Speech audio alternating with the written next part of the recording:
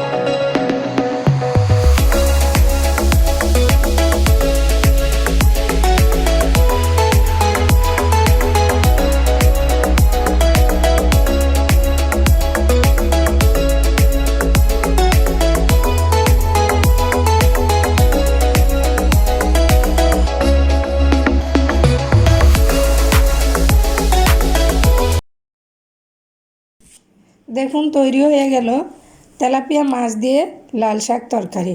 আপনারা চাইলে এভাবে রান্না করে একবার অন্তত ট্রাই করে দেখতে পারেন, মজাই লাগে। আমি খেয়েছি। তবে সবাই ভালো থাকেন, সুস্থ থাকেন। ইনশাল্লাহ আবার ফিরে আসবো অন্য কোনো রেসিপি নিয়ে। এই পর্যায়ে ভালো থাকেন। আসসালামু আলাইকুম। আল্লাহ হাফেজ।